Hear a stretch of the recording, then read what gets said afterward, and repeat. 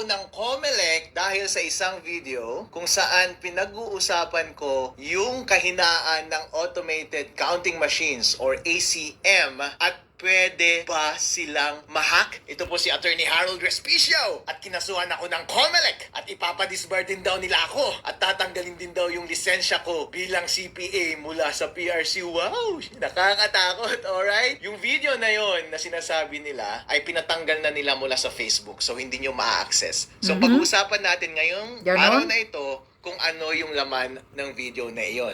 Alright. Ako bilang abogado ay isa rin akong IT expert kasi bago ako naging abogado ay isa akong CPA. Nagtrabaho ako sa Deloitte, ang #1 auditing firm sa buong mundo at ang expertise ko was information systems audit. Kaya alam ko ang lahat ng mga bagay na yan. Marunong akong mag-code at marunong akong mag-hack. Ang trabaho ko before was tignan yung mga kahinaan ng mga computer systems at sasabihin ko, uy, pwedeng i-hack ito, baka gusto mong ayusin.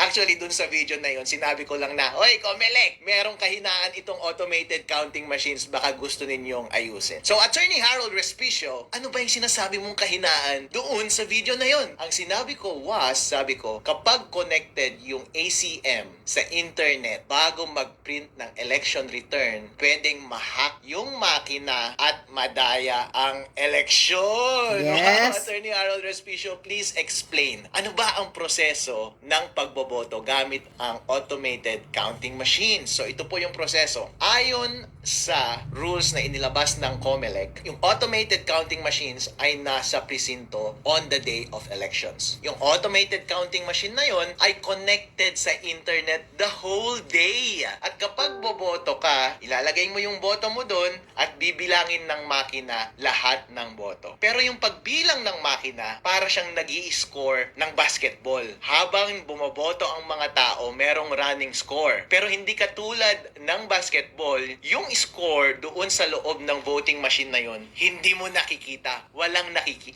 nakakakita. At makikita lamang yung final score pagkatapos na ng pagboto matapos ang alas 7 ng gabi on election day. At lalabas yung information na yon sa pamamagitan ng pagprint ng election return. Tapos, yung makina, ipapadala niya yung result sa servers ng COMELEC at yun yung official na returns ng election. Ang concern ko was, kapag konektado sa internet yung makina, bago mag-print ng election return at corrupted yung source code ng makina, pwedeng ma-hack ng isang hacker yung makina at dadayain yung lalabas na final score doon sa election returns at madadaya yung resulta ng eleksyon. Yun po ang puntos ko doon sa video na iyon. So, Attorney Harold Respicio, bakit pwede bang mabago yung source code ng isang makina? Well, ang binanggit ko doon sa video was Ayan. Kaya pala, pinapadelete. Pwede on principle basta may physical access ka sa makina. Bilang eksperto sa IT, ikaw din kapag Expert sa IT, gadget mo doon sa Green Hills, di ba? Kapag nakaw yung cellphone na yon or nakaw yung laptop, pag dadalhin mo doon, babaguhin na nila yung source code ng computer na yon kahit may password pa yung device na yon. Kasi ang basic principle ng information systems security is basta may physical access sa device, ang isang masamang tao at gusto niyang baguhin yung source code ng makina na yon, pwede mong mabago yung source code ng makina na yon. So on principle, ang mga makina ng pagboto, basta merong access ang tao dyan, pwedeng mabago yung source code. Ngayon, ang diniscuss ko doon sa video was, sige, sinesecure nga ng COMELEC lahat ng makina na iyon. Actually, meron bang opening, ang sinabi ko sa video is, meron bang opening or instance na baka hindi nakatingin yung gwardiya na merong bad actor doon at baguhin niya yung source code. Kayo na lang ang humusga, di ba? So, mahirap iwasan yon kasi kahit gaano ka pa ka-stricto sa pagbantay ng makina, kahit konting sandali lamang na merong access ang masamang tao doon sa makina, halimbawa, galing sa loob ng gobyerno, kung gusto nilang dayain yung eleksyon, pwede nilang Kaya dayain nakakatakot yung eleksyon. pala. Yan yung binanggit ko doon sa video na iyon. Ngayon, hindi mo maiiwasan yung bagay na iyon. Kaya ang alternatibo mong solusyon dyan ay kapag nagtanim sila ng masamang code, source code doon sa makina at may opening sa hacker, pwedeng i-hack. Dapat ang gawin mo, during election day, huwag mo siyang i-connect sa internet. Kasi kahit corrupted yung source code nun, kahit ano pa ang gawin ng hacker, hindi niya ma-access yung device. Therefore, hindi niya mababago yung score. And kapag hindi niya nabago yung score, ang lalabas na score ay yung tamang score sa makina at walang magagawa yung makina. Once i-connect mo na siya sa internet later at ipadala mo yung results sa server ng COMELEC, hindi mahirap nang dayahin yun kasi may kopya na lahat ng watcher ng totoong resulta ng eleksyon. Yun yung binabanggit ko na pwedeng opening doon sa video na iyon. Doon sa video na iyon, naging detailed ako sa pag-discuss ng teorya ng computer securities at paano i-take advantage yung kahinaan na yun doon sa sistema ng automated counting machine. So, nag-code ako doon, dinemo ko kung paano mo talaga siya gagawin code by code, line by line, at ginamit ko itong laptop ko para i-demo in actuality paano siya gagawin. Para, pag nakita ng COMELEC yung video na yun, oo nga no, o kaya nakita ng taong bayan yung video na yun, sasabihin nila, oo nga no, convincing yung explanation ni Harold. Pwede ngang mangyari. Ayusin nga natin to. Actually, yun yung purpose ng video na yun eh. Yun yung hope ko. Pero na sana kaso, maayos kinasuhan ng COMELEC ka. yung rules nila. Kasi, ang simple lang siyang pwedeng ayusin. Walang mawawala sa atin. Ang gagawin lang ng COMELEC is babaguhin niya lang yung rules niya kung paano natin i-handle yung ACM machines during election day. Kasi right now, may lunabas na rules ang ACM kung paano i-operate yung voting machine na yon on election day. At kapag babasahin mo yung rules, connected na siya sa internet on the whole day. Oh. And walang instruction dun na dapat hindi siya connected sa internet or dapat i-connect mo lang siya sa internet after mag-print ng election returns. Ang recommendation ko was, bilang eksperto, ay magdagdag ka lang ng isang linya dun sa rules mo, COMELEC, at sabihin mo dun na wag mong i-connect sa internet habang nagbobotohan at habang nagpiprint ka ng election return. At i-connect mo lang sa internet pag magsesend na ng data papunta sa server ng COMELEC. May masama ba dun? Correct. Walang masama dun. Tama ka, walang mawawala masama. sa COMELEC, walang mawawala sa botante ng tao kapag yun ang gagawin mo. Yun lang Pero hindi ay naman isang ganyan ang expert purpose advice nila ko eh, ng COMELEC. para mapabuti yung sistema ng COMELEC. Napakadaling solusyon po, Chairman George Garcia, okay? So sabi ng COMELEC, Attorney Harold Respicio, bakit naman kasi hindi mo na lang sinulatan yung COMELEC para i-report yan, para mag-usap kayo ng COMELEC? Bakit mo pa inilabas sa public? Actually, sir, Takot sila na malalaman ng public. Ayun yun. Kaya ginigipit na naman si Harold ngayon. Actually, sir, nilabas ko yung video na yon on the day na nag-demo yung COMELEC doon sa aming probinsya, sa Reyna Mercedes Isabela. Kasi tumatakbo rin akong vice mayor doon sa aming probinsya. And during demonstration, kinausap ko yung head ng COMELEC sa aming bayan. Tinanong ko siya about sa vulnerability na ito. Hindi niya masagot at dinismiss niya ako. Dismissive siya sa akin. Pinakausap niya sa akin yung provincial COMELEC. Tinanong ko siya, pinagalitan pa ako. Dinismiss niya ako at binabaliwala niya yung concern ko. So, anong gagawin ko?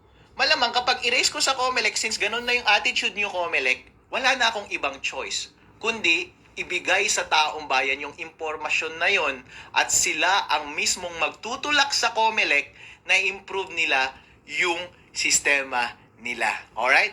At sinasabi rin ng COMELEC ngayon, merong isang question na yung si Harold Respicio, nagkakalat lang yan ng masamang impormasyon, misinformation. Kasi kung nagsisinungaling yung voter machine natin, kung pwedeng ma-hack, meron namang randomized audit. So, tama, pwede kang mag-randomize audit. Pero ibig sabihin ba walang nangyaring dayaan? Totally, hindi. Kasi, kapag meron ako bilang hacker at may access ako dun sa automated counting machine, pwede kong piliin yung machine na pwede kong dayain. Pwede kong sabihin na itong mga makinang ito, wag nating dayain, pero yung makina number 1, 2, 3 dito sa precinct na to, dayain natin. Paano kapag dun sa randomized testing mo, ang itest mo ay yung mga makina na hindi nadaya?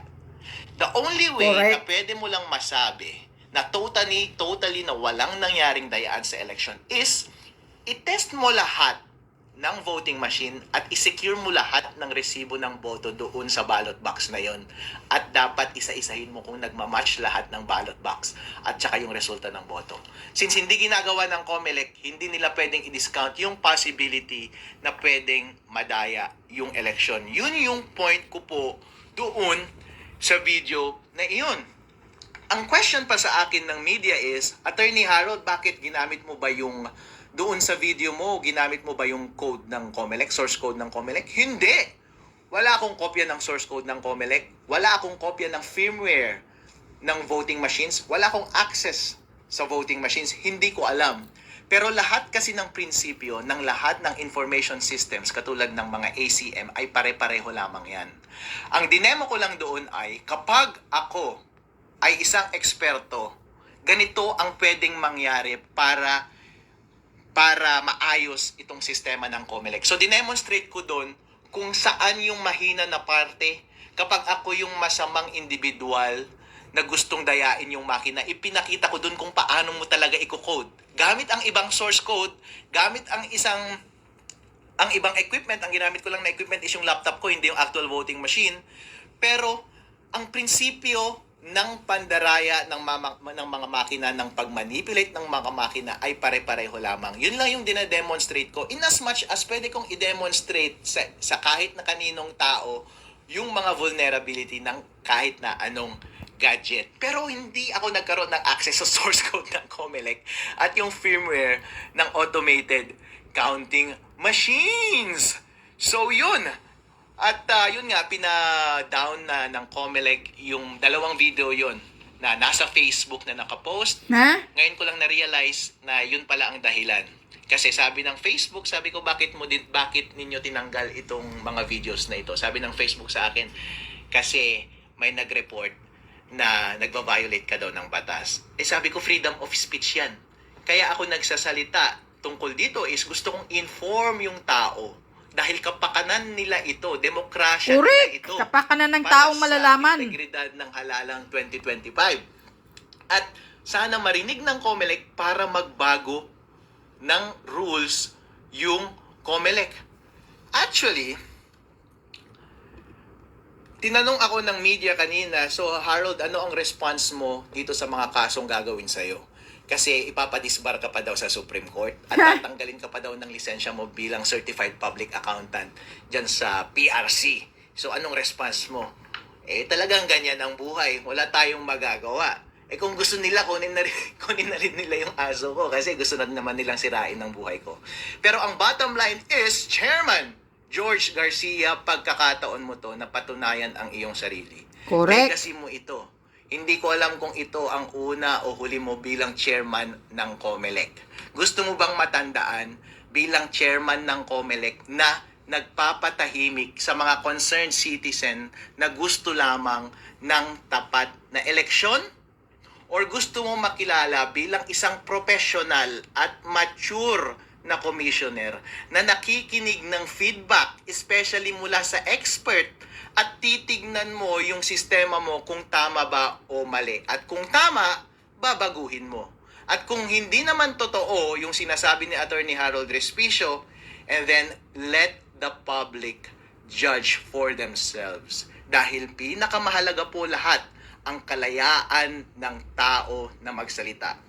Nangyari na po ito paulit-ulit sa maraming gobyerno sa buong mundo kung saan merong mga taga-tuligsa sa gobyerno at pinapatahimik nila yung taong iyon. Pagdating sa huli, ang talo ay yung mga abusadong gobyerno na iyon. Pagdating sa huli, ang katotohanan pa rin ang lalabas. Kaya advice ko sa COMELEC ay, kung sa tingin ninyo, aatras ako sa informasyon na to, or aatras ako sa kandidasiya ko bilang Vice Mayor ng Reyna Mercedes ng Isabela, well, hindi ko gagawin yun. Dahil nagtitiwala ako sa ating batas na ang tama at ang karapatan nating mga individual na malaman ang lahat ng transaksyon ng gobyerno ang siyang magwawagi sa huli. So, Yan, taong bayan, pakinggan nyo po itong buong video ni Attorney Harold.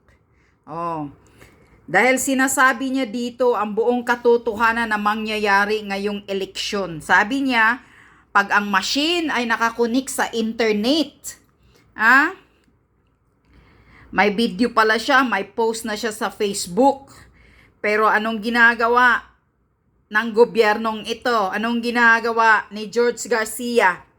Pinatanggal daw sa Facebook yung post niya. Bakit George Garcia? Natatakot ka ba na malalaman ng buong sambayan ng Pilipino ang mga anomalya ninyo pala dyan? Kada eleksyon? Kaya ngayon, habang nakikinig ako dito kay Attorney Harold, IT expert pala ito siya. Kaya alam na alam niya kung ano ang mga paraan at ano ang dapat gagawin sa mga machine. Ngayon, naniniwala na ako na talagang totoo yung pinasabog ni Attorney Glenn Chong na nangyayari na dayaan noong eleksyon 2022 ni Bangag Marcos Jr. na dinadagdagan ang boto. Ayan, manipulado nyo pala talaga ang machine. Yan ang sinasabi ni Attorney. Kapag ang machine, pag election day, yan ang tandaan nyo taong bayan. Sinasabi niya dito na kapag sa pagbuto natin sa araw na yun, ang machine ay nakakunik sa internet, madaling mamanipula daw ang counting sa buto natin. Pero pag hindi nakakunik sa internet sa buong araw at pabayaan lang na naka-off ang internet ng machine at i-on lang daw pag sa counting na, halimbawa magka-count na ng gabi, i-on lang nila at i-connect sa internet ng gabi na yon, hindi na daw magkaroon ng manipulasyon na pangdaraya. Hindi na makadagdag dahil kung ano ang nakasulat doon sa mga buto, sa mga pagbubuto natin, doon sa papel, yun na daw talaga ang totoong lalabas. Hindi na pwedeng madagdagan at hindi na mabago. Ganito pala. Ganito pala ang anomalya ng COMELEC. So, sa pagpapalabas ng demonstration ni Attorney IT expert Harold, ngayon, anong nangyayari? Ginigipit na siya. Tingnan nyo, ganito ang gobyerno. Ginigipit na itong si Attorney Harold. Tatanggalan daw siya ng lisensya. Tatanggalan daw, ipapadisbar daw siya. Tatanggalan pa daw siya ng lisensya niya pagka-accountant. Tingnan nyo. Sana, George COMELEC, kung talagang totoo ka, George Garcia, tangina ka, nag-i-explain itong tao, si Attorney Harold, IT expert, nag-i-explain siya doon, hindi na para sisirain ka, putang ina ka, George Garcia ka, COMELEC kayo, mga mandaraya pala kayo. Hindi na sisirain kayo, kundi nagbibigay siya ng advice kung totoo yung puso mo na wala kang motibong mandaraya sa eleksyon na ngayon ng Mayo 12, susundin mo yung advice niya. Hindi nagigipitin mo siya. Hindi na pinapatanggal mo yung post niya na video sa Facebook. Pakinggan mo yung advice niya. Dahil yan ang gusto ng taong bayan. Gusto nga namin bumalik na tayo sa dati. Yung yung magbibilang na lang tayo, wala nang machine na susundin na magbilang. Ha? Wala nang automatic machine na magbilang sa buto namin dahil dyan nga maipasok yung mga pandarayang kalokohan ninyo dyan Imbis na nagpapalabas siya ng explanation na para maprotektahan kayo, mga manggagago kayo sa Comelec, kung talagang malinis yung puso nyo na wala kayong motibo sa pandaraya, makikinig kayo sa advice ni Attorney Harold IT Expert sa taong ito. Hindi nagigipitin ninyo siya. Ngayon kakasuhan nyo pa. Patatanggalan nyo pa ng lisensya. Ipapadisbar pa daw. Tanggalan pa daw ng lisensya sa pagka-accountant. Ganito ang gobyernong bangag talaga. Mga bangag talaga kayo. Mga jutang ginimis ninyo. Hindi kayo... Takot kayo na malalaman ng taong bayan ang buong katotohanan. Ngayon, mga taong bayan, mulatin ninyo, yung mga mata ninyo, makikinig kayo dito sa sinasabi ni IT Expert Attorney Harold about sa voting machine dyan sa Comelec. Na kapag nakakunik pala yan sa internet, dyan na makapasok ang pandaraya. Mga anomalya. Imbis na nagsasabi siya na para malinis ang halalan natin, kung talagang malinis yung puso mo, George Garcia, wala kang motibo, hindi ka bayaran, tangina ka, sundin mo yung sinasabi ni Attorney Harold, itong IT expert na to, dahil siya mismo ang nakakaalam about sa mga machine. Pero, ayan, ginigipit nyo siya sa pagsasalita niya dahil daw nalalaman ng taong bayan. Bakit daw hindi daw nakipag-usap sa Comelec? Takot pala kayo ngayon na malalaman ng taong bayan ang buong katotohanan. Mga taong bayan, gising-gising, ito na. Pinasabog na ni Harold, IT expert, na ganito pala ang anomalya sa Comelec kapag nakakonekta sa internet. Galit pa si George Garcia. Kaya ngayon, naniniwala na ako sa sinasabi ni Attorney Glenn Chong talaga na ang Comelec talaga ay isang mandaraya ng boto natin. Sagradong boto natin na yan lang ang makapaghiganti tayo sa mga abusadong gobyernong, abusadong namumuno ng bansa natin ngayon. Pero gagaguhin pa tayo ng Comelec. Ganito, kawalang hiya pala ang Comelec. Imbis na nag-explain para hindi